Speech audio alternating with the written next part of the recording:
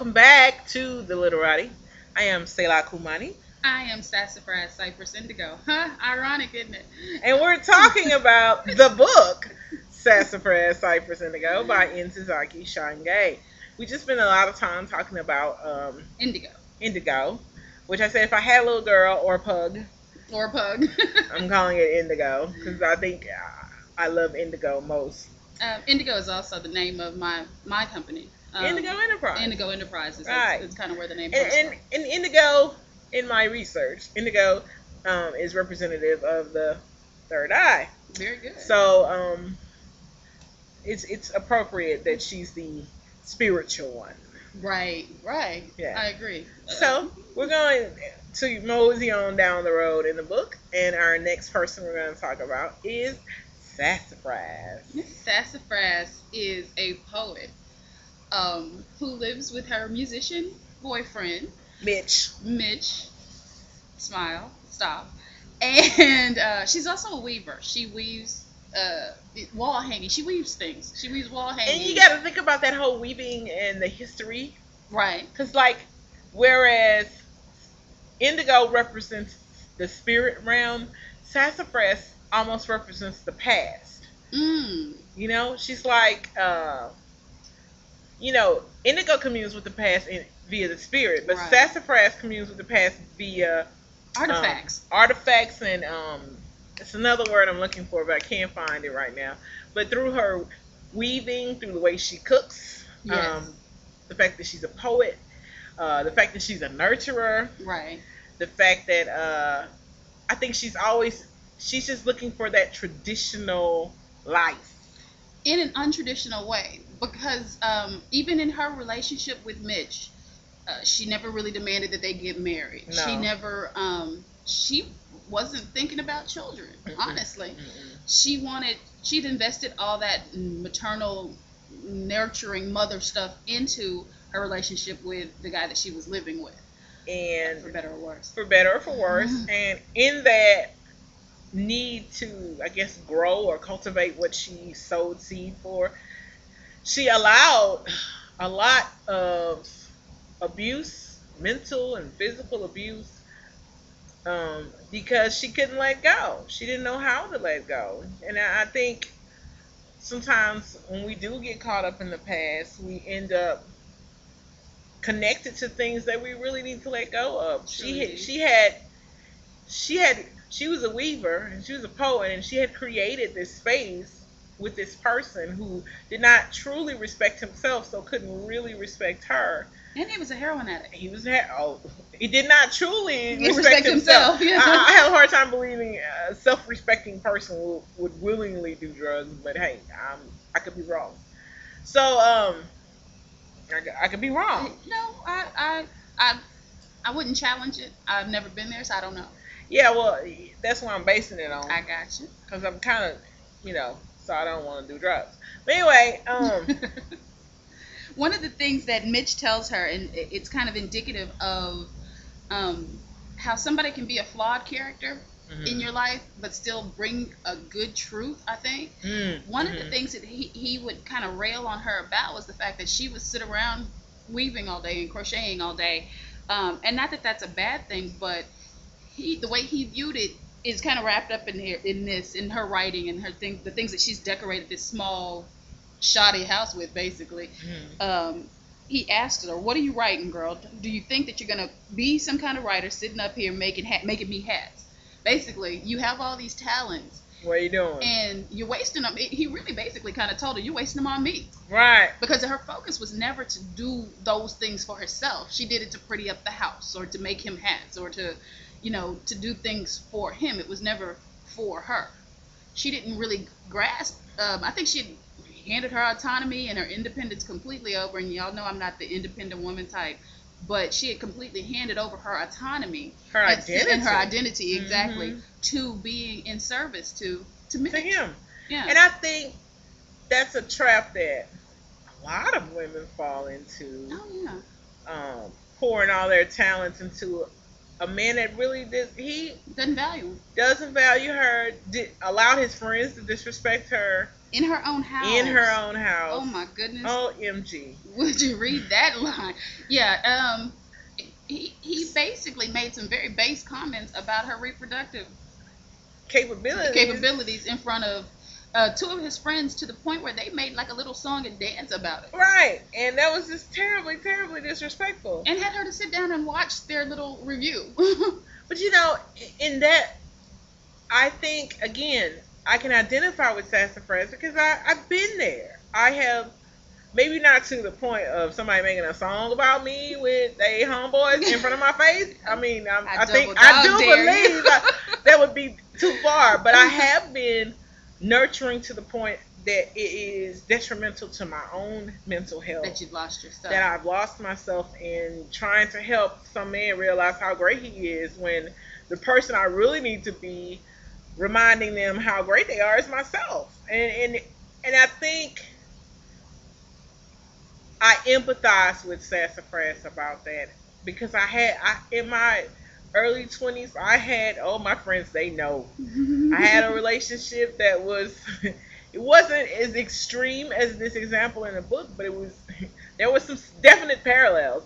And I can identify with that feeling lost yourself. So let me point all my treasure trove of focus talents and gifts and right. Yeah, and if I help him be significant, maybe I'll be significant by too. Association. Yeah. And I think a lot of times we fall in love with talents. Right. We fall in love with potential, ambition. We fall in love with ambition, and we pour ourselves into a figment. It does not really.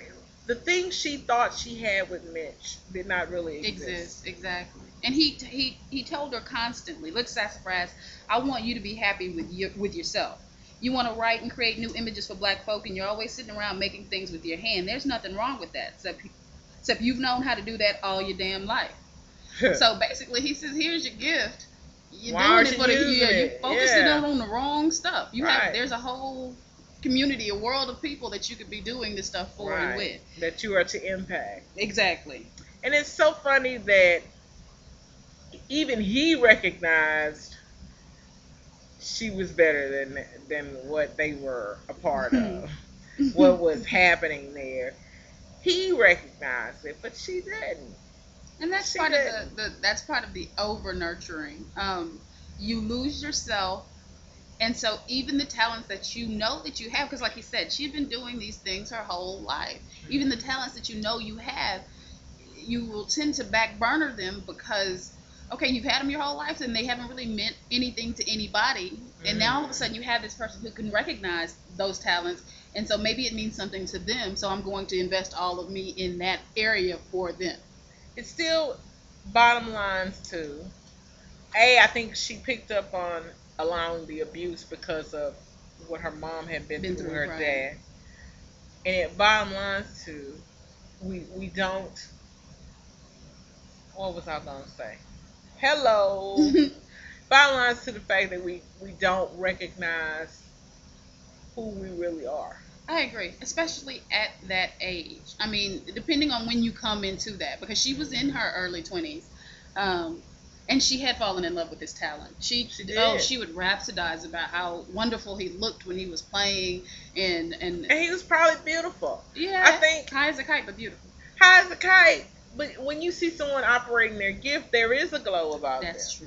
There is and the gifts are without repentance. So whatever gift you have is your gift until the day you die. Whether you use it or not, whether you bury that talent or you allow that talent to grow, it's your talent and it's yours. Right. So of course, when he's acting in that gift that he's been given, that was poured into him from the foundation of life, he glowed, and she fell in love with that glow, without really finding the person. Yeah. And so within the glow. So it's like she didn't. It's a parallel to me. You have the person who fell in love with the glow, his glow, mm-hmm. who has the glow themselves, mm-hmm. but is afraid to shine. Mm-hmm. So she goes to go excavate the glow out of him And to neglect her own glow. Neglect her own glow. And in the midst of all that glowing and missing, ain't nobody shining. You know, it becomes a very codependent, sick situation. Why do you think her breaking point was the point in which she left was seeing the rigs or the works for his heroin? Why do you think she remembered it was a confrontation? But he beat her with a water hose. He did. And beat her to, he beat her with a water hose. She was the only person really technically bringing in money. Mm-hmm. His work paid here and there, and he had parole fees to pay, and he was a winner, huh? He was that one girl. He was that fool that everybody falls that for. Everybody falls for one good time.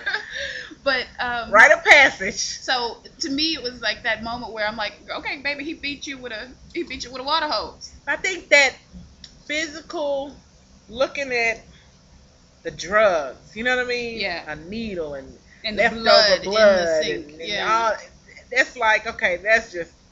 All right, you hit me, and that was bad. Right. But I gotta clean up your blood too from your drug habit. I mean, I think that just was so visceral. I think it goes to the fact that she still, even when she left, she still didn't value herself, because it's like you said, okay, you hit me, but now you're harming yourself more, and so I have to leave you alone, because to continue to love you in this way is going to make me watch you destroy yourself. It wasn't even that she felt any particular way about herself. It was that she felt a particular way about him and what damage he was doing to himself. So even in that cathartic moment, it wasn't about the fact that you just got beat with a water hose. I was about to cuss. You just got beat. I have a foul mouth occasionally, just every once in a while. It happens. But yeah, you got your tail beat with a water hose. She recalled in this kind of, it was like a closed flashback where the language isn't 100% clear, but she recalled her mother also sitting in the kitchen crying, and after an attack on by her father.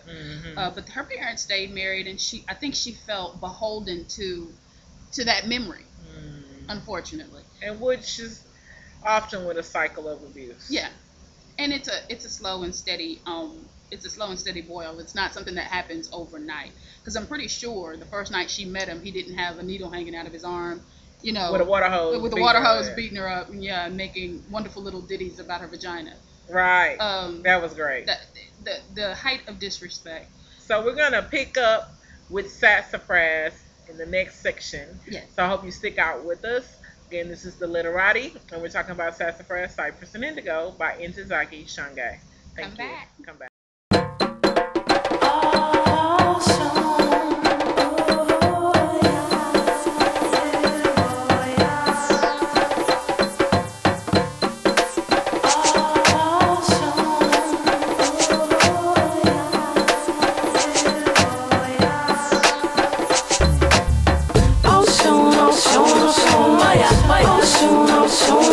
Maya,